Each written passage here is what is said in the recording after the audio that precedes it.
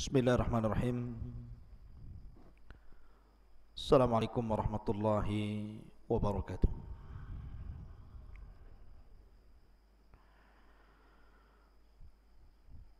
Alhamdulillah.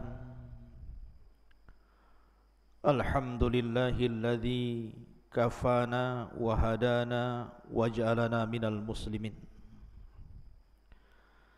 Asyhadu an la ilaha illallah wahdahu rabbi la syarika lah. Wa asyhadu anna Muhammadan abduhu wa rasuluh wa safiyuhu wa mukhtaruhu ala khalqihi wa khaliluh. Arsalahu Allahu rahmatan lil alamin wa akhrajan nasa minadh dhulumati ila nur, amma ba'du. Taib, ma'asyiral muslimin yang dimuliakan Allah Subhanahu wa taala. Pembahasan di malam hari ini kita akan membahas tentang qasasul anbiya, kisah-kisah para nabi. Dan malam ini kita akan mengkisahkan seorang nabi yang dikenal namanya dalam Al-Quranul Karim, bahkan dijadikan nama satu surat, surah Yunus. Maka nabi ini namanya Yunus ibn Matta.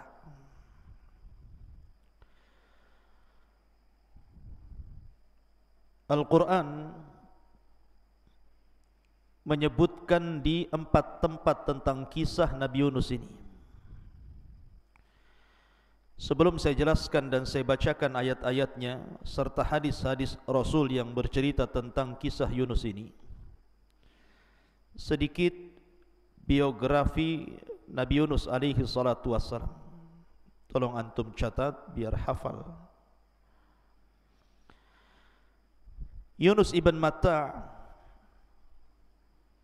adalah di Quran disebutkan dalam beberapa nama. Terkadang disebut Yunus, terkadang disebut Sahibul Hud, terkadang disebut Dzu atau Dzanuni.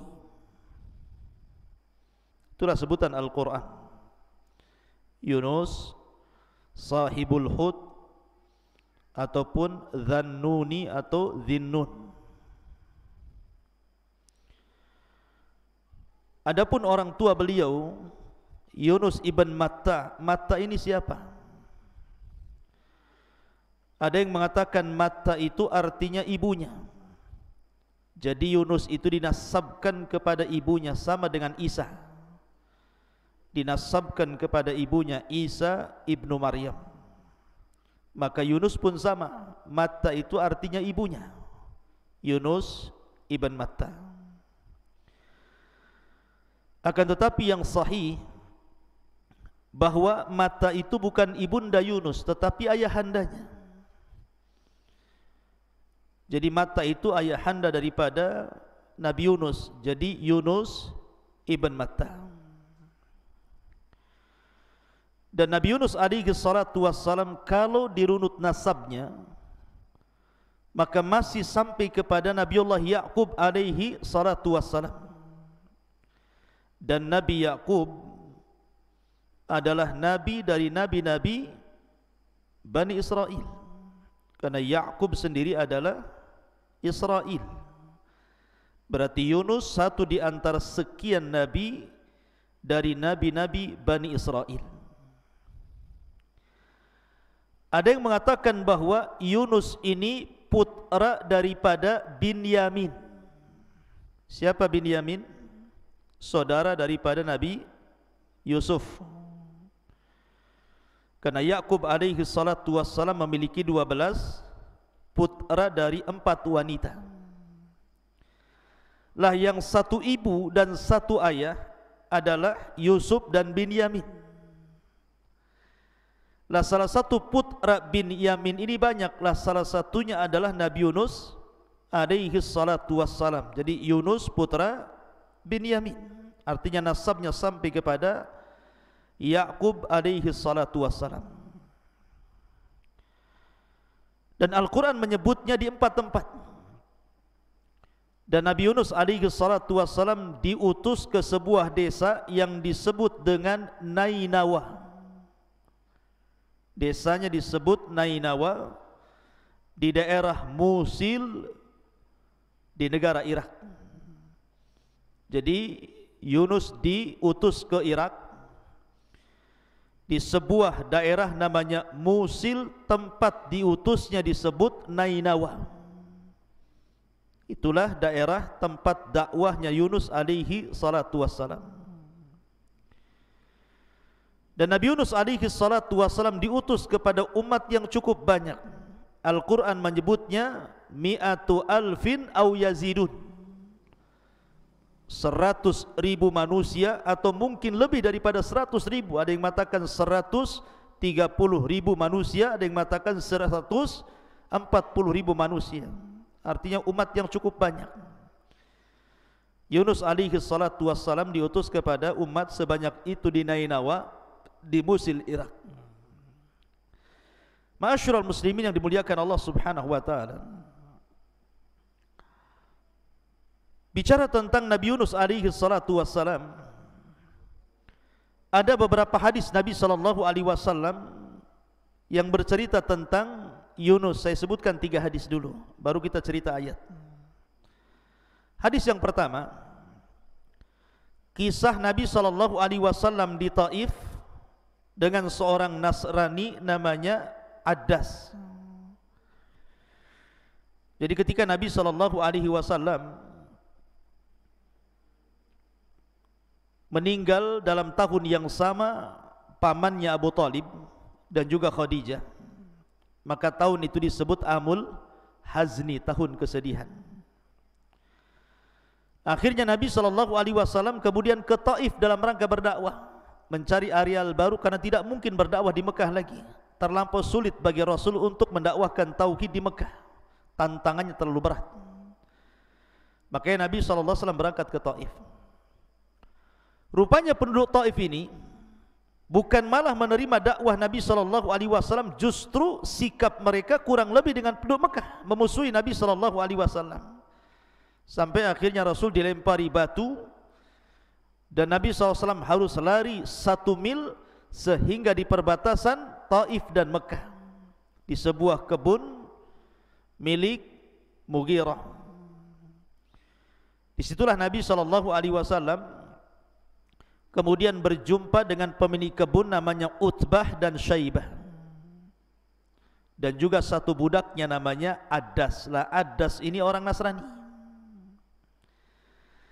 Jadi ketika Utbah dan Utaibah melihat Nabi SAW dan Zaid ibn Haritha, maka kasihanlah Utbah dan Syaibah ini, kemudian memberikan makanan kepada Adas untuk dihantarkan kepada Nabi SAW, karena Rasul kelelahan ketika itu. Maka diantarkanlah oleh Adas ini makanan dari Utbah dan Syaibah ini. Ketika Nabi SAW hendak makan, Nabi SAW membaca Bismillah. Adas ini heran, kok ada orang yang mengucapkan kalimat Bismillah? Karena Adas ini bukan orang musyrik, dia Nasrani masalahnya, dan Nasrani ahli kitab. Sehingga kemudian Adas penasaran, bagaimana mungkin kau mengucapkan kalimat itu sementara kalimat itu tidak pernah diucapkan oleh penduduk Mekah? Maka Nabi SAW kemudian mengatakan, ya, siapa namamu? Kata Adas, saya Adas. Dari mana asalmu? Kata Adas, saya berasal dari Nainawa. Disinilah kemudian muncul nama desanya Nabi Yunus, Nainawa. Maka Nabi SAW mengatakan, apakah yang dimaksud Nainawa itu desa dari seorang yang saleh namanya Yunus ibn Matta? Kata Adas, bagaimana kau tahu tentang kisah Yunus ibn Matta, wahai fulan?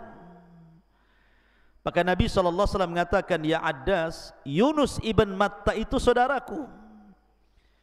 Dia seorang nabi, aku pun seorang nabi. Kemudian diceritakanlah tentang kisah Yunus ibn Matta kepada Adas ini. Lah pemilik kebun ini, Utbah dan Syaibah ini takut kalau seandainya budaknya terpengaruh dengan Nabi SAW. Dipanggillah Addas itu kemari.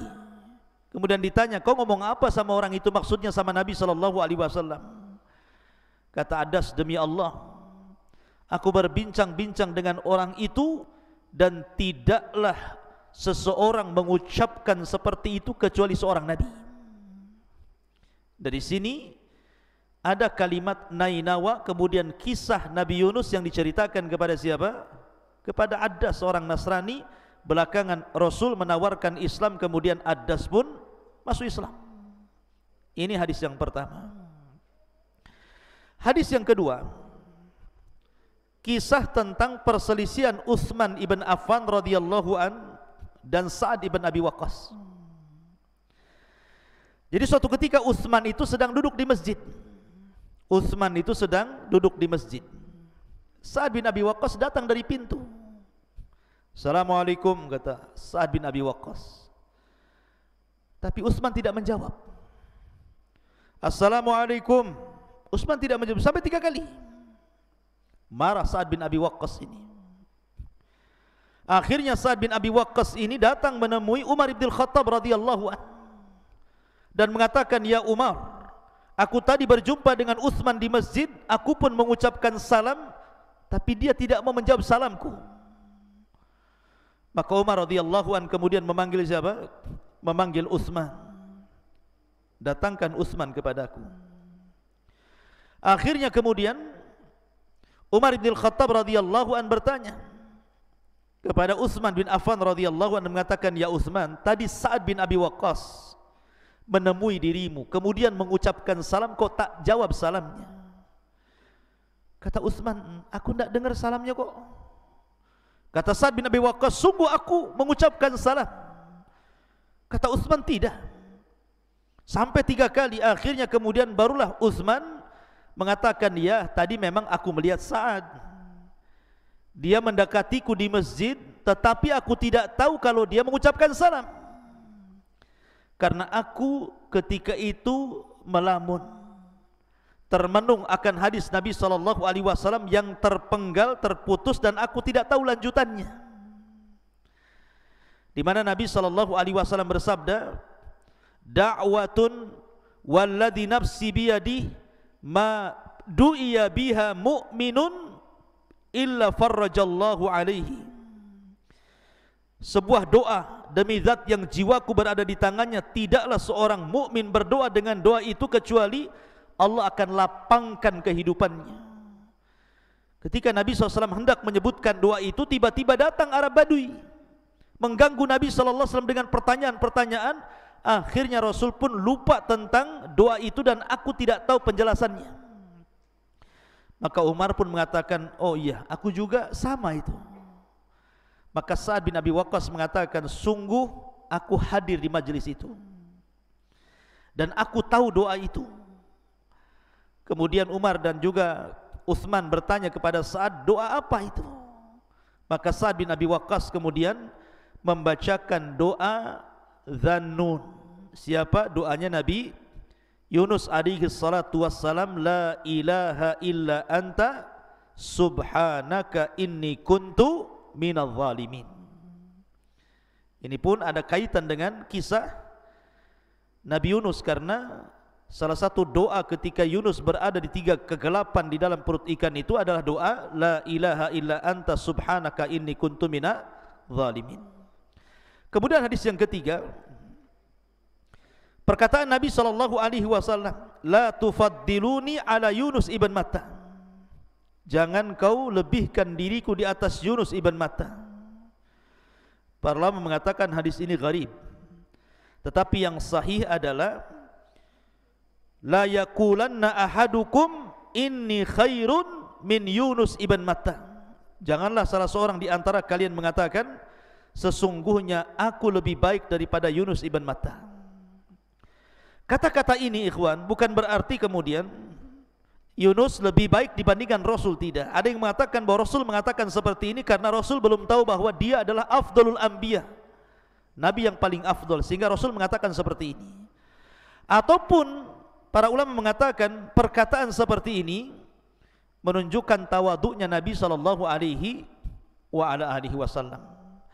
Ini di antara 3 hadis yang ada hubung kait dengan cerita Nabi Yunus. Baik, kita akan masuk ke cerita inti. Tolong jangan ributnya, jangan ngobrol. Kalau ngobrol tidur saja.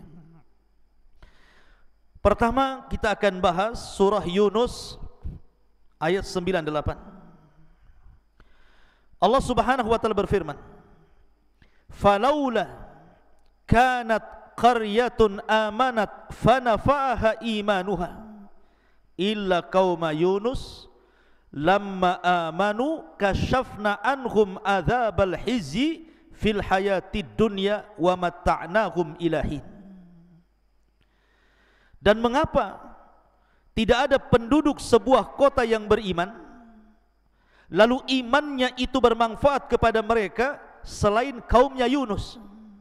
Tatkala mereka kaum Yunus itu beriman, kami hilangkan dari mereka azab yang menghinakan dalam kehidupan dunia, dan kami beri kesenangan kepada mereka sampai kepada waktu yang ditentukan. Ma'asyiral muslimin yang dimuliakan Allah Azza wa Jalla, Nabi Yunus ini diutus kepada Nainawa di Musil, Irak sana. Sebagaimana para nabi yang lain, ikhwan, setiap dakwah para nabi itu mengajak manusia ke dalam tauhid. Walaqad ba'atsna fi kulli ummatir rasulan an ibudullaha wajtanibu taghut. Itu tugas para nabi, menyembah Allah dan menjauhi sesembahan selain daripada Allah Azza wa Jalla. Tetapi sunnatud dakwah, di mana-mana antum akan merasakan nanti ketika antum berdakwah di luar. Ketika antum mulai berdakwah, mendakwahkan tauhid, pasti sunnatud dakwah ada yang menerima, ada yang menolak. Itu sudah sunnatud dakwah. Ada yang kemudian setuju dengan dakwah antum, ada juga yang menolak dakwah antum. Bahkan mungkin ada yang mencela dakwah antum. Lah rupanya Nabi Yunus alaihi salatu wassalam berdakwah di negeri Nainawa ini, satu pun orang Nainawa tidak ada yang beriman. Bayangkan, satu penduduk Nainawa itu tidak ada yang terpengaruh dengan dakwahnya Nabi Yunus alaihi salatu wassalam. Saking kerasnya hati mereka. Akhirnya karena mereka tidak ada yang mau beriman, maka Nabi Yunus alaihi salatu wassalam mulai menakut-nakuti mereka dengan azab dan mengatakan, kalau kalian tidak mengikuti ajaranku, maka siap-siap dalam beberapa hari ke depan Allah akan timpakan azab kepada kalian. Ma'asyiral muslimin, lah ketika Nabi Yunus mengancam mereka dengan azab, mereka pun tidak terpengaruh, tidak takut. Akhirnya kemudian hari pertama tidak turun azab, hari kedua tidak turun azab, hari ketiga juga tidak. Maka Yunus akhirnya keluar dari Nainawa, meninggalkan Nainawa padahal belum diizinkan Allah Subhanahu wa taala. Lain seperti Lut, kenapa dia meninggalkan Sodom kemudian ke Irak, ke Palestina? Karena Allah mengizinkan Lut untuk pergi dari Sodom, karena Sodom akan diazab masalahnya. Atau ketika hijrahnya Ibrahim alaihi salatu wassalam dari Irak menuju Palestina, karena memang dia tidak bisa berdakwah di Irak. Atau Nabi SAW ketika hijrah dari Mekah ke Madinah, karena sudah diizinkan Allah. Lah Yunus ini belum diizinkan, sudah pergi. Dari sini ikhwatu fiddin muliakan Allah Subhanahu wa taala, maka Yunus pun pergi. Diceritakan dalam ayat yang kedua surat As-Saffat. Surat As-Saffat ayat 139 sampai 148.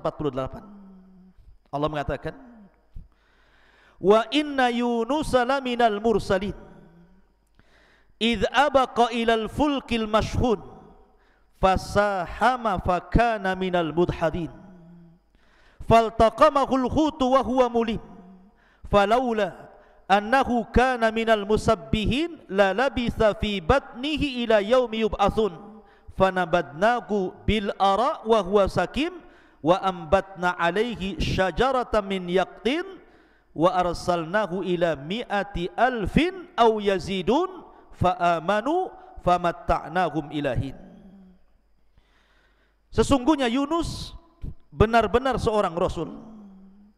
Ketika dia lari dari kewajibannya kepada kapal yang dipenuhi muatan. Kemudian dia ikut diundi, ternyata dia termasuk orang-orang yang kalah dalam undian. Maka dia ditelan oleh ikan besar dalam keadaan tercela. Dia termasuk orang-orang yang banyak berzikir kepada Allah. Kalaulah dia tidak termasuk orang-orang yang banyak berzikir kepada Allah, niscaya dia akan tetap tinggal di perut ikan sampai hari kebangkitan. Kemudian kami lemparkan dia ke daratan tandus dan dalam keadaan sakit. Kemudian untuk dia kami tumbuhkan sebatang pohon labu dan kami utus dia kepada 100.000 atau lebih, sehingga mereka beriman karena kami anugerahkan kenikmatan hidup kepada mereka hingga waktu yang ditentukan. Jadi ketika Nabi Yunus alaihi salatu wasallam meninggalkan kaumnya, lah kaumnya ini udah ketakutan tuh, karena Nabi mereka sudah meninggalkan mereka. Karena ketakutan kaumnya itulah akhirnya mereka bertobat tanpa sepengetahuan Yunus alaihi salatu wasallam. Mereka bertobat, semua bertobat, satu kampung Nainawa itu. Dan Yunus tidak tahu mereka sudah tobat. Dan ingat ikhwatu fiddin, muliakan Allah azza wa jalla, iman itu terbagi dua. Iman itu terbagi dua. Ada yang sifatnya idtirari, ada yang sifatnya ikhtiari. Antum harus paham nih. Iman itu ada dua, ada yang bersifat idtirar, terpaksa, dan ada yang sifatnya ikhtiar karena kehendak dia. Kalau seseorang beriman karena terpaksa, maka tobatnya tidak akan diterima dan dia pantas untuk diazab oleh Allah Subhanahu wa taala. Makanya Allah Subhanahu wa taala berfirman, "Falamma ra'au ba'sana qalu amanna billah wahdahu wa kafarna bima kunna bihi musyrikin falam yaku yanfa'uhum imanuhum lamma ra'au ba'sana sunnatallahi allati qad khalat min ibadihi khasira hunalikal kafirun." Maka tatkala mereka melihat ada azab Allah Subhanahu wa taala hendak menimpa mereka, mereka mengatakan apa? Kami beriman kepada Allah saja dan kami kufur terhadap apa yang kami sekutukan. Tapi lihat jawaban Allah, falam yaku yanfa'uhum imanuhum. Iman mereka enggak guna, enggak manfaat. Kenapa? Karena tobatnya terpaksa. Tobatnya terpaksa masalahnya. Jadi azab sudah ada di kepala mereka, baru mereka mengatakan saya beriman. Enggak guna imannya. Tetap saja Allah kirimkan azab kepada mereka. Itu namanya iman idtirar namanya. Kemudian yang kedua ada iman ikhtiari seperti kaumnya Yunus. Ini namanya iman ikhtiari. Ketika Nabi Yunus meninggalkan mereka, maka kemudian mereka pun menyesal. Kenapa mereka tidak beriman saat Yunus masih ada? Ketika Yunus mengancam mereka dengan azab Allah Subhanahu wa taala, maka betul-betul mereka menyesal. Akhirnya kemudian dengan kehendak mereka, mereka ingin tobat kepada Allah Azza wa Jalla.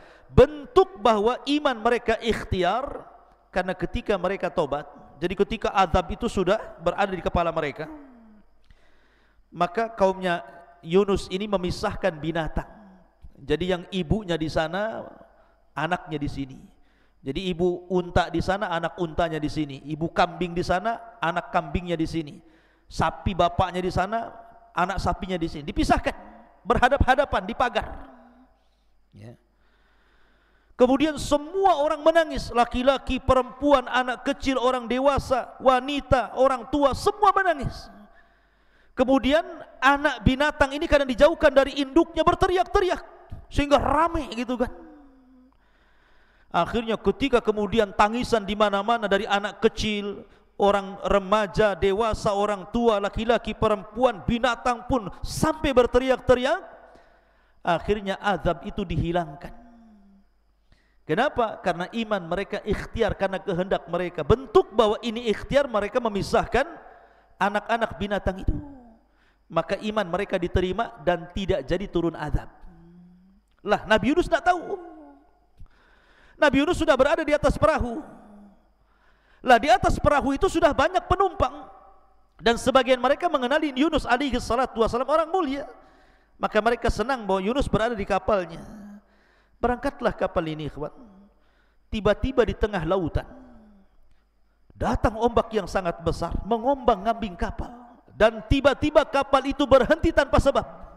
Coba antum merasakan, kalau antum naik kapal ke pulau, tiba-tiba berhenti mendadak di tengah lautan, kira-kira perasaan antum seperti apa? Pasti dug gitu ya. Pasti kita ini debar-debar nih, jangan-jangan gitu ya. Lah, penumpang ini semua khawatir. Karena ketika itu hanya ada dua kemungkinan. Kemungkinan pertama, kapal itu tenggelam sehingga semua penumpangnya mati. Kemungkinan kedua, harus dikurangi beban kapalnya dengan cara apa? Dengan cara melempar semua barang-barang yang ada di kapal itu. Maka semua barang-barang dilemparnya ke lautan, tapi masih jomplang juga kapal itu. Rupanya harus ada orang-orang yang dibuang dari kapal itu. Akhirnya kemudian sebagian mereka saling runding, bagaimana ini? Setelah sepakat semuanya, akhirnya dibuatlah qur'ah. Qur'ah itu semacam undian. Siapa yang terkena koclok, berarti dia harus melemparkan dirinya ke lautan. Akhirnya satu persatu, siapa ini? Ridho, nyemplung. Keluar lagi, Nopal, nyemplung gitu ya. Pokoknya satu persatu yang kena undian itu harus keluar dari kapal itu. Dan yang terakhir rupanya Nabiullah Yunus alaihi salatu wassalam ada dalam undian itu. Ketika Nabi Yunus alaihi salatu wassalam keluar namanya, orang sudah tahu kan Yunus ini orang saleh, seorang nabi, mereka paham. Maka mereka mengatakan, oh jangan, kalau ini orang saleh, kalau bisa kocok lagi lah, kan begitu. Akhirnya kemudian diundi lagi, Yunus lagi, Yunus lagi. Maka Yunus sudah perasan bahwa ini kesalahan dirinya.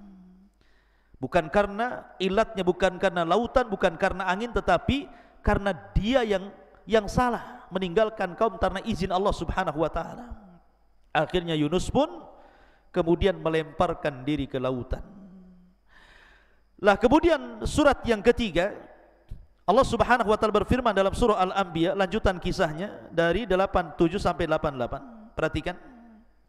Wa dhannuni idh dhahaba mughadiban fa dhanna an lan naqdira alayhi fanada fi dhulumati an la ilaha illa anta subhanaka inni kuntu minadh dhalimin fastajabna lahu wa najjaynahu minal ghammi wa kadzalika nunjil mu'minin. Dan ingatlah ketika Dhunnun Yunus, ketika dia pergi dalam keadaan marah kepada kaumnya, lalu dia menyangka bahwa kami tidak akan mempersempit, maka ia pun menyeru dalam keadaan sangat gelap bahwa tidak ada Tuhan selain Engkau ya Rabb, maha suci Engkau, sesungguhnya aku adalah termasuk orang-orang yang zalim. Maka kami telah memperkenankan doanya dan menyelamatkannya dari kedukaan, dan demikianlah kami selamatkan orang-orang yang beriman. Jadi ketika Yunus alaihi salatu wassalam terkena undian itu, maka Yunus pun akhirnya menerjunkan diri dari perahu itu. Rupanya Allah Subhanahu wa taala wahyukan kepada ikan yang sangat besar, ikan paus mungkin yang sangat besar sekali, disuruh untuk menelan Yunus alaihi salatu wassalam, dan diwahyukan agar jangan dimakan dagingnya dan jangan dipatah-patahkan tulangnya, ditelan saja. Jadi Allah Subhanahu wa taala mewahyukan kepada Hud tadi, kepada ikan besar tadi, agar cukup ditelan, tidak dimakan dagingnya dan tidak dipatah-patahkan tulangnya, biar Yunus tetap hidup. Maka ikan pun sesuai dengan perintah Allah, Yunus terjun saja langsung langsung dimakan, kemudian masuk ke perut ikan. Ada yang mengatakan riwayat yang lain, jadi ikan yang memakan Nabi Yunus ini dimakan ikan lagi. Jadi ikannya dimakan ikan. Jadi Yunus dimakan ikan, habis ikannya makan Nabi Yunus, ikannya dimakan ikan besar lagi. Anda bisa bayangkan tuh, ya, ikan di dalam ikan. Lah Nabi Yunus dalam ikan itu. Makanya kemudian Allah Subhanahu wa taala menyebutnya zulumat. Fanada fi zulumat. Maka Yunus pun berdoa dalam kegelapan, karena memang ketika itu Yunus mendapatkan 3 kegelapan: kegelapan di perut ikan, kegelapan di dasar lautan, dan kegelapan di tengah malam. Secara logika Yunus pasti mati di situ. Berapa hari Yunus di perut ikan? Ada yang mengatakan bahwa Yunus itu sebenarnya sebentar saja. Jadi di waktu duha dia dimakan ikan, sorenya kemudian dimuntahkan ikan. Itu satu pendapat. Ada yang mengatakan Yunus itu 3 hari di perut ikan baru dimuntahkan ikan. Dan ada yang mengatakan 40 hari di perut ikan kemudian dimuntahkan. Jangan lagi cerita 40 hari, 3 hari. 1 jam saja di perut ikan bisa mati orang itu. Kalau bukan karena Allah Subhanahu wa ta'ala, tentu Yunus akan meninggal dunia. Lah ketika ikan ini masuk ke dasar lautan, Yunus ini sedang antara sadar dan tidak. Rupanya Allah hendak memuliakan Yunus. Maka ikan itu kan berputar-putar tuh di dasar lautan itu. Sehingga kemudian berbagai macam makhluk yang ada di lautan itu dilewati oleh ikan yang ada Yunus dalam perutnya itu.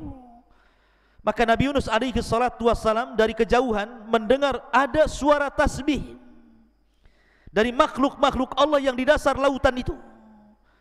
Dari sayup-sayup kejauhan ada terdengar suara tasbih. Mungkin batu bertasbih, mungkin hewan-hewan bertasbih, wallahu alam, karena Allah mengatakan wa im min kulli syai'in illa yusabbihuna bihamdi walakin la yafqahuna tasbihahum. Karena segala sesuatu itu kan bertasbih dan kita tidak tahu bagaimana tasbihnya. Tapi Yunus diperdengarkan di dalam dasar lautan itu ada yang bertasbih, sehingga Yunus sadar, oh dia masih hidup. Ya, ketika mendengar suara tasbih sayup-sayup, baru dia sadar, alhamdulillah saya masih hidup. Lah ketika itu dalam riwayat Yunus pun kemudian berusaha untuk duduk kemudian sujud dan mengatakan, demi Allah, tidaklah ada orang yang sujud di dasar lautan kecuali diriku. Maka dia berusaha untuk sujud. Dari situlah kemudian dia pun berdoa kepada Allah Subhanahu wa ta'ala, la ilaha illa anta subhanaka inni kuntu minadh dhalimin. Ketika doa ini dibacakan Yunus, doa ini melesat sampai ke langit. Maka malaikat yang ada di langit itu, mereka mendengar doanya Nabi Yunus alaihi salatu wassalam dari kejauhan dan mengatakan, ini suara siapa? Suara ini sangat ma'ruf. Ini suara siapa ya Allah? Maka Allah Subhanahu wa ta'ala mengatakan, itu doanya Yunus ibn Matta. Maka para malaikat di langit meminta syafaat kepada Allah agar Allah menyelamatkan Yunus alaihi salatu wassalam. Maka Allah pun kabulkan permintaan malaikat. Maka Allah naikkan ikan itu ke atas, kemudian dimuntahkan. Anda bisa bayangkan Yunus berhari-hari di perut ikan, kemudian dimuntahkan di daratan gitu kan. Seperti apa gitu kan. Yunus pun lemas. Gak percaya, coba antum cari ikan paus, makan saya. Jadi akhirnya dilepehkan begitu ya. Kemudian Yunus sudah lemas, gak makan di perut ikan, puasa. Kalau memang pendapat 3 hari berarti 3 hari dia puasa. Yang berpendapat 40 hari berarti 40 hari dia tak makan. Jangankan 3 hari, antum 1 hari tak makan saja, pegang perut, langsung cari bakso. Jadi Yunus alaihi salatu wassalam sudah tidak bisa lagi, enggak sanggup, berdiri aja enggak sanggup. Karena enggak sanggup itulah akhirnya Allah Subhanahu wa ta'ala kemudian tumbuhkan wa ambatna alaihi syajaratan min yaqtin. Tiba-tiba di sekitar tubuhnya, tanah-tanah di sekitar tubuhnya, Allah hidupkan pohon labu.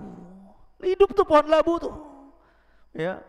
Kemudian merindangi tubuhnya, kemudian tiba-tiba keluar buahnya. Dalam sekejap saja Yunus alaihi salatu wassalam kemudian memakan buah labu itu sampai kenyang, sehingga akhirnya dia punya tenaga lagi. Dan itu mukjizat ikhwan, mukjizat. Tiba-tiba tanpa ditanam, tahu-tahu pohon labunya tumbuh sendiri, sebentar sudah berbuah gitu kan. Ini kan pohon ajaib ikhwan. Enak antum kalau punya biji mangga sekali tanam besok sudah metik gitu ya. Kan enggak ada kalau kecuali mukjizat. Maka Yunus pun setelah makan labu kenyang-kenyang, akhirnya dia punya tenaga, mulailah dia kembali berdakwah ke Nainawa. Rupanya semua penduduk Nainawa sudah beriman kepada Allah Subhanahu wa ta'ala. Makanya Allah mengatakan, wa arsalnahu ila mi'ati alfin aw yazidun. Kemudian Yunus alaihi salatu wassalam diutus kepada 100.000 orang ataupun lebih, semua beriman kepada Yunus alaihi salatu wassalam. Semua beriman. Dan ini karena hidayah dari Allah subhanahu wa ta'ala. Kalau bukan karena Allah, tentu mereka tidak dapat hidayah. Tetapi di sini ada pelajaran yang bisa kita petik, yang juga pelajaran kepada Nabi kita Muhammad sallallahu alaihi wasallam. Di dalam Al-Quran surah Al-Qalam, Allah mengatakan, fasbir li hukmi rabbika wa la takun kasahibil khuti idnada wa huwa maqdum laula an tadarakahu ni'matu min rabbih la nubidha bil ara'i wa huwa madhmum fajtabahu rabbuhu faj'alahu minas salihin.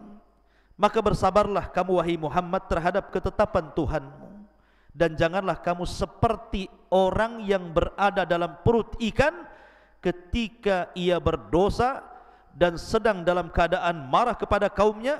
Kalau sekiranya ia tidak segera mendapatkan nikmat dari Tuhannya, benar-benar dia dicampakkan ke tanah tandus dalam keadaan tercela. Artinya bahwa Nabi SAW disuruh untuk sabar. Jangan seperti Yunus, belum disuruh pergi dari kaumnya, malah pergi. Maka dari sini ada pelajaran besar bahwa dalam berdakwah itu perlu kesabaran. Tetapi setelah Nabi Yunus alaihi salatu wassalam meninggal dunia, lambat laun kaum Nainawa kemudian kembali menyekutukan Allah sedikit demi sedikit. Subhanallah, sudah diberikan nikmat tauhid, setelah meninggal nabinya, tiba-tiba sedikit demi sedikit kemudian mereka kufur kembali.